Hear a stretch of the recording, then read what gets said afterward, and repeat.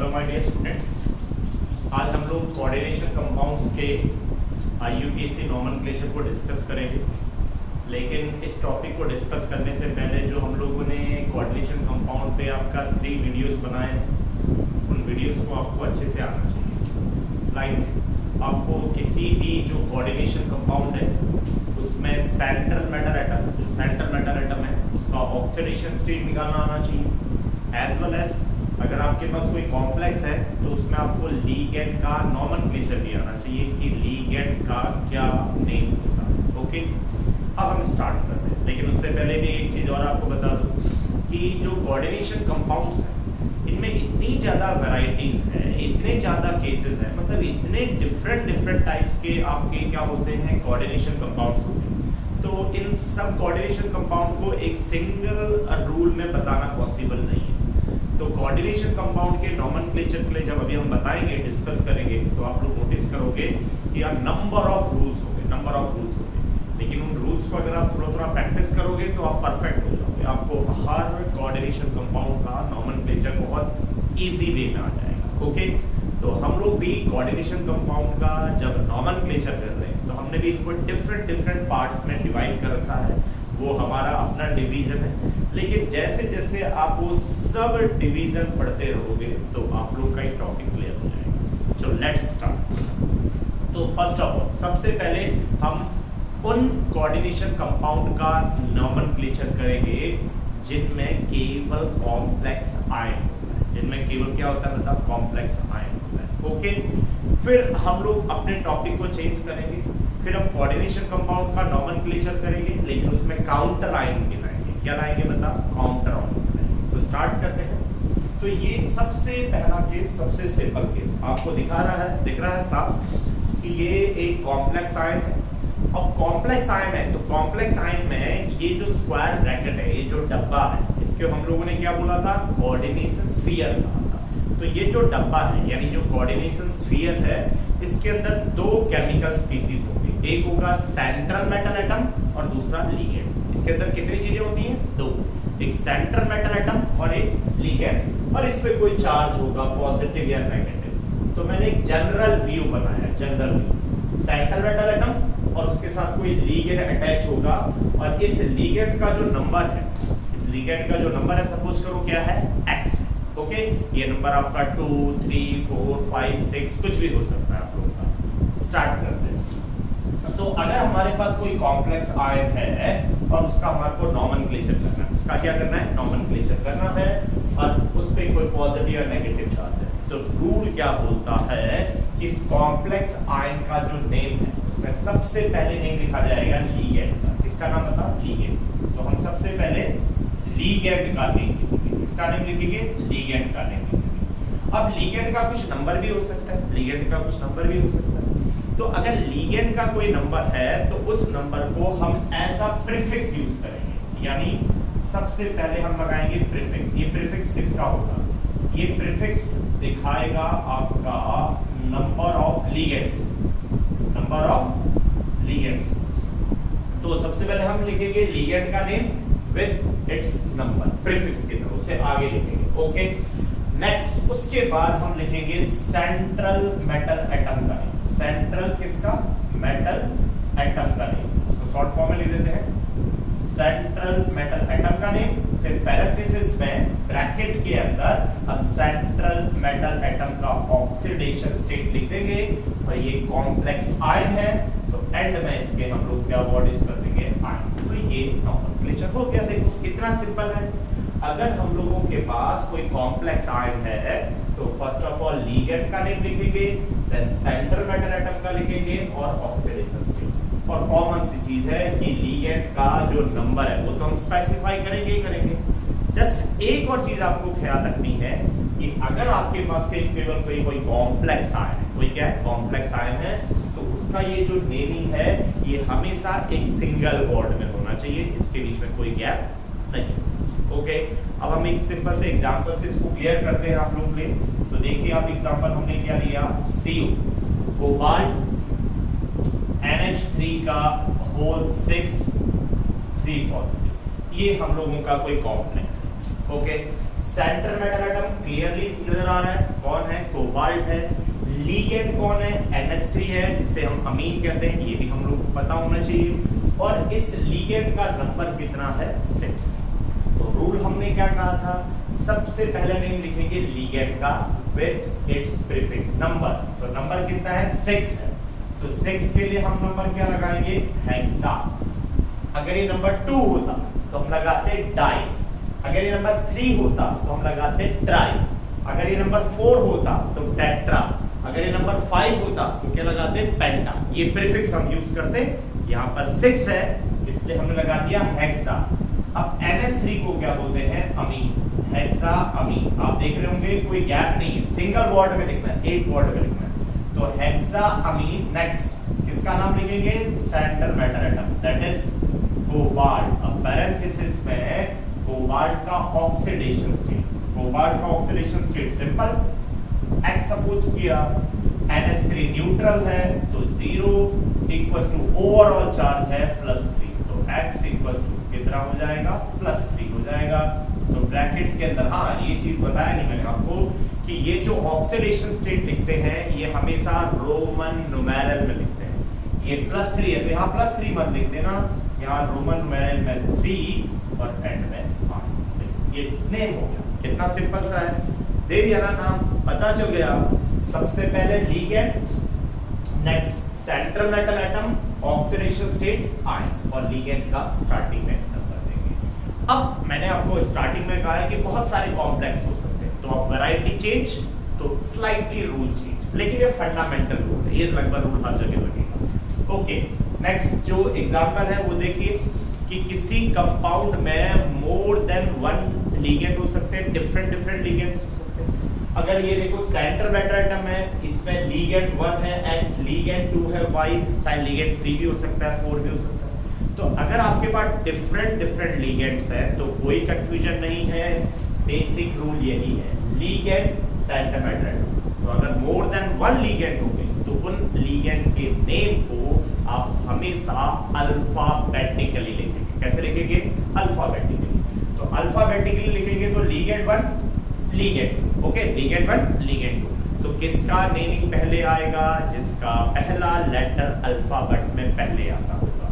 Example से clear करते हैं फिर इस केस को। ये केस नंबर 1, ये केस नंबर 2। ओके, जस्ट देखिए एग्जांपल Cu NH3 का होल 5। चलो NH3 का ठीक है, क्या लिखे बताओ हमने? होल 5 Cl एंड बाहर पे लिख दिया हम लोगों ने, सपोज करो 2%। ये कोई हमारे पास कोई कॉम्प्लेक्स है। अब आप जस्ट कंपेयर भी कर सकते हैं। यहाँ कोबाल्ट के साथ जस्ट केवल कौन था? NH3 था।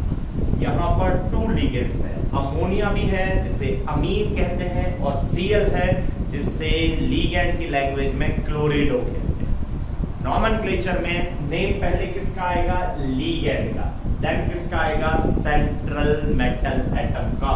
तो इसमें लीगेंड कौन है? इसमें जो लीगेंड है वो NH3 है जिसका नेमिंग A से स्टार्ट होता है, अमीन। क्लोरिडो है जिसका नेम C से स्टार्ट होता है।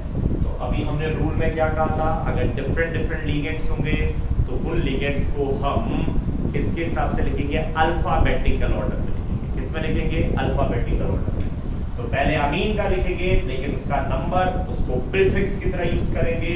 5 है तो मैंने क्या कहा था? 5 में आप पेंटा वर्ड यूज करोगे, पेंटा, तो ये हो जाएगा पेंटा। और सब स्मॉल लेटर में लिखेंगे आप लोग, पेंटा अमीन, पेंटा अमीन। ये पेंटा अमीन हो गया। नेक्स्ट सेकंड लीगेंड कौन होगा? क्लोरिडो। अल्फाबेटिकली है, ए पहले आता है अल्फाबेट में। तो नेक्स्ट क्लोरिडो, तो पेंटा अमीन क्लोरिडो। नेक्स्ट सेंट्रल मेटल एटम का नाम लिखेंगे, दैट इज कोबाल्ट। फिर ब्रैकेट के अंदर उसका क्या लिख देंगे? ऑक्सीडेशन स्टेट, जो X NH3 पे चार्ज 0, लेकिन Cl पे चार्ज -1, ओवरऑल चार्ज +2, तो ये आ गया दोबारा से +3 और ब्रैकेट के बाहर आए। ये रोमन नंबर। देखो कितना सिंपल सा नेम। ओके, तो अगर हमारे पास केवल कॉम्प्लेक्स आयन है तो सबसे पहले लीगेंड का नेम लिखेंगे विथ इट्स नंबर, फिर सेंट्रल मेटल एटम, फिर ऑक्सीडेशन स्टेट। अगर हमारे पास लिगेंड मोर देन 1 है, 2 है, 3 है, डिफरेंट लिगेंड्स है, तो कोई फर्क नहीं पड़ता, हम लोग उन लिगेंड्स के नोमेनक्लेचर को अल्फाबेटिकल ऑर्डर में लिखेंगे। कैसे लिखेंगे? Alphabetical order. Okay, done. अब इसमें आते हैं, छोटा सा नया केस करते हैं, अब एग्जांपल चेंज करते हैं। देखिए, अभी आपने नोटिस किया होगा कि हम लोगों ने जो दो आपके अभी कॉम्प्लेक्स आयन लिए, उन पे चार्ज क्या था? पॉजिटिव चार्ज था। क्या चार्ज था? पॉजिटिव। वो हमने इसलिए किया क्योंकि अगर जो कॉम्प्लेक्स आयन है, अगर वो एनायनिक होगा, उस पे नेगेटिव चार्ज होगा, तो हमको रूल में स्लाइड चेंज करना पड़ता है। अब वो चेंज क्या करना पड़ता है आपको सिखाते हैं। देखिए पहले आप एग्जांपल से, हम लोगों के पास एक कॉम्प्लेक्स है FeCN का होल 6, सपोज करो 4 नेगेटिव। ये हमारे पास कोई कॉम्प्लेक्स है, आपको दिख रहा है। अब ये जो कोई कॉम्प्लेक्स आयन है, इस पे नेगेटिव चार्ज, तो नेगेटिव चार्ज में चेंज इतना होता है कि जो सेंट्रल मेटल एटम, आप ध्यान सुनिएगा, जो सेंट्रल मेटल एटम है, जो कौन है? सेंट्रल मेटल एटम है, उसके नेम के साथ 8 आ जाता है। क्या आ जाता है? 8। नॉर्मली अगर कोई कॉम्प्लेक्स कैटायनिक है, जैसे इनके पॉजिटिव चार्ज है, या कोई कॉम्प्लेक्स न्यूट्रल है, तो सेंट्रल मेटल एटम का जो नेम होता है वो नॉर्मली उसका एलिमेंटल नेम हो जाता है। एलिमेंटल नेम, जैसे Fe, तो Fe आयरन, CO ये कोबाल्ट, Ni होगा तो निकिल, ठीक है, बन गया ना। C होगा तो कॉपर, कोई भी Al होगा तो एल्यूमिनियम, यानी उस एलिमेंट का नॉर्मल नाम। Cr होगा तो क्रोमियम। लेकिन अगर कॉम्प्लेक्स एनायनिक होगा, इसको ख्याल रखना, केवल एनायनिक होगा, ये लिख भी सकते हैं आप लोग साथ साथ, ठीक है, ओके, कॉपी ऑफ लिखेंगे। तो अगर आपका जो कॉम्प्लेक्स है, अगर वो एनायनिक है, कॉम्प्लेक्स क्या है? एनायनिक है, तो सेंट्रल मेटल एटम का नेम चेंज हो जाता है। सेंट्रल मेटल एटम के नेम के साथ क्या जुड़ता है? 8, ATE। तो यहाँ पर हम इसको Fe को आयरन नहीं बोलेंगे, ये आयरन हो जाएगा हमारा इस बार फेरेट, लास्ट में 8 आएगा। ओके, CO अभी कॉम्प्लेक्स कैटायनिक था, पॉजिटिव चार्ज था, इसलिए कोबाल्ट आया। लेकिन अगर कोबाल्ट वाला कॉम्प्लेक्स भी नेगेटिव होगा तो कोबाल्ट नहीं बोलेंगे उसे, हम बोलेंगे उसे कोबाल्टेट। लास्ट में क्या आएगा? 8। निकिल होगा दैट इज कॉल्ड निकिलेट, NiK है, निकिलेट। ओके, नेक्स्ट, अगर आपका Cu होगा तो कॉपर नहीं होगा, इसका नाम होगा क्यूपरेट।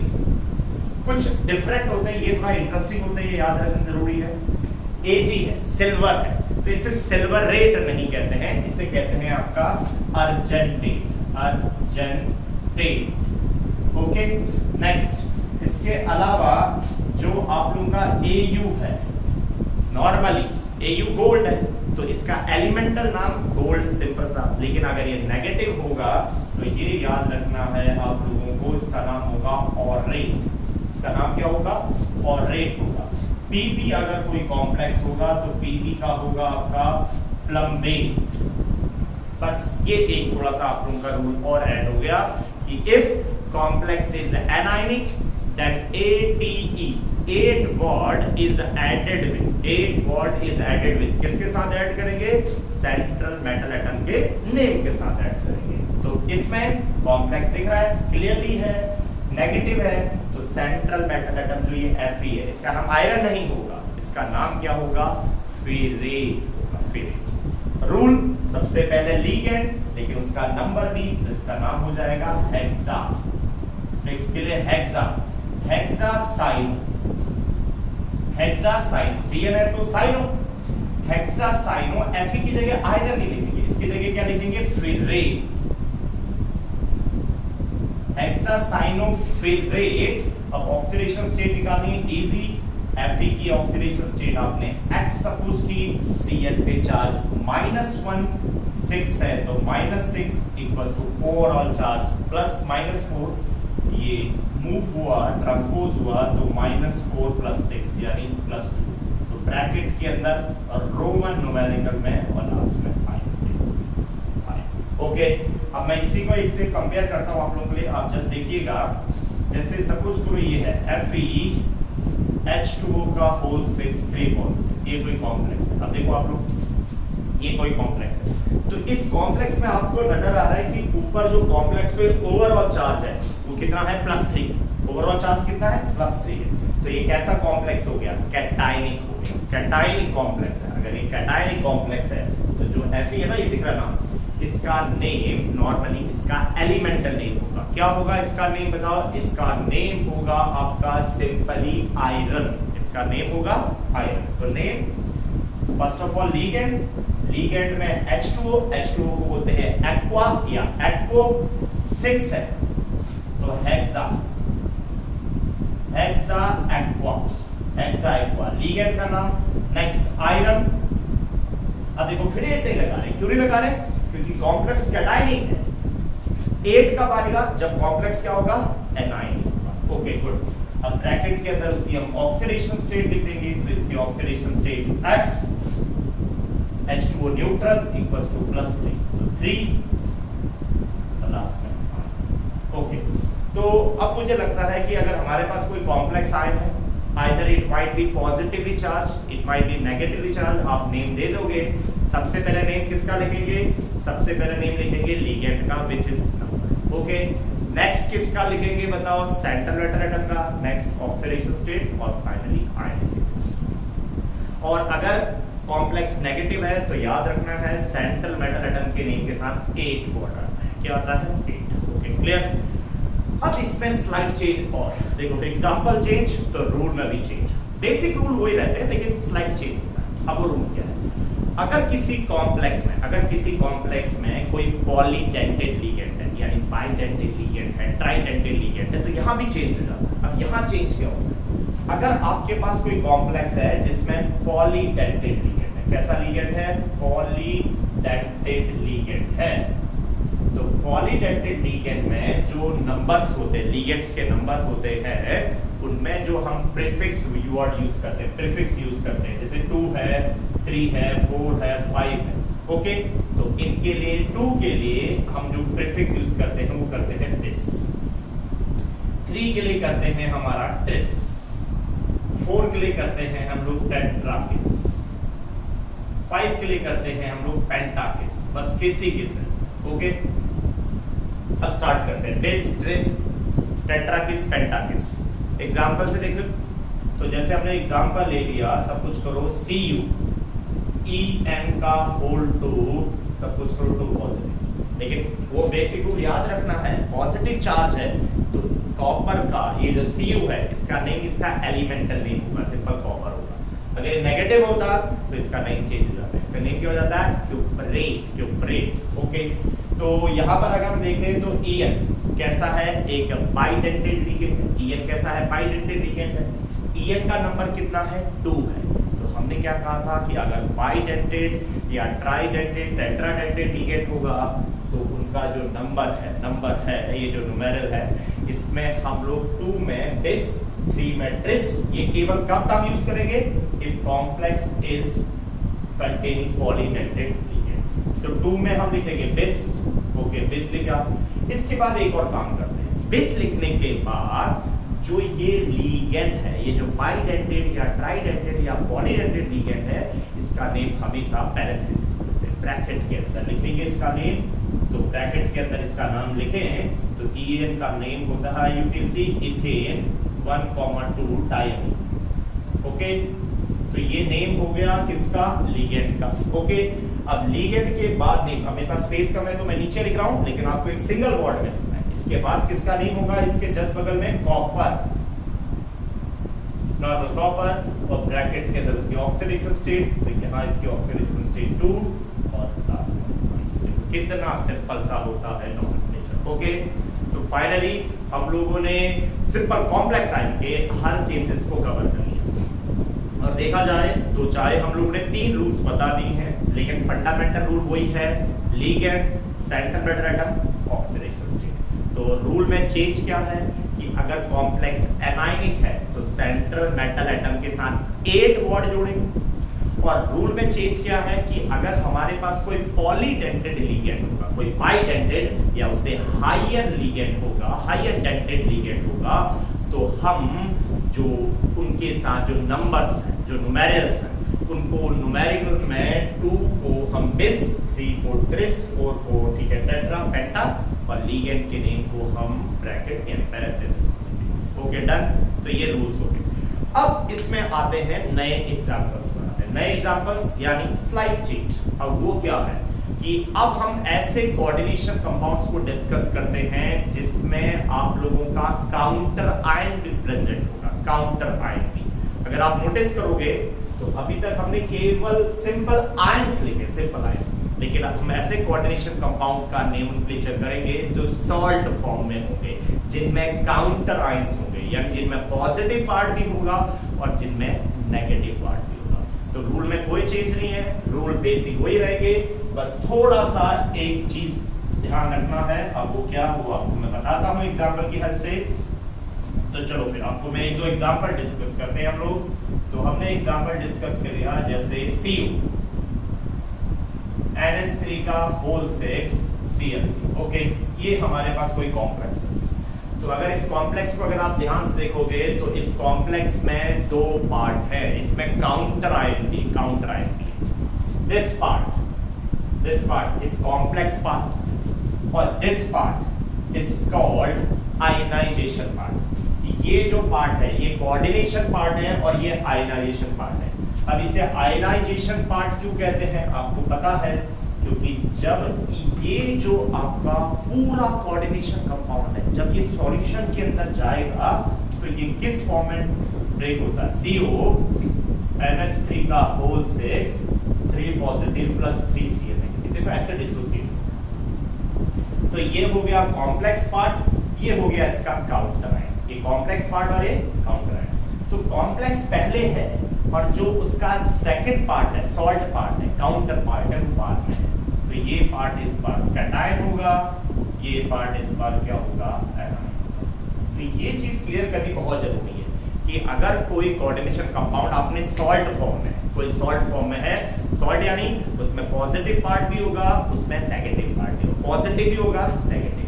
तो कौन पॉजिटिव होगा, जो पहले है, क्योंकि सॉल्ट जो है उनमें हमेशा पहले कैटायन को लिखा जाता है, देन एनायन को लिखा है, पहले पॉजिटिव नेक्स्ट नेगेटिव। तो इसमें जो कॉम्प्लेक्स पार्ट है वो कैटायन है और जो नॉर्मल पार्ट है जो ब्रैकेट के बाहर है यानी आयनाइजेशन पार्ट है वो एनायन है।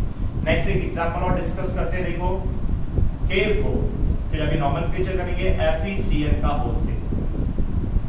ये जो कंपाउंड है कोऑर्डिनेशन कंपाउंड, इसमें भी काउंटर आयन प्रेजेंट है। इस पूरे को कोऑर्डिनेशन स्फीयर को हम एक सिंगल यूनिट की तरह ट्रीट करते हैं। ये पूरा एक है, ये दूसरा है। तो इसका मींस है इस बार जो ये आयनाइजेशन पार्ट है ये ब्रेक कैसे होगा, ये ब्रेक ऐसे होगा। K4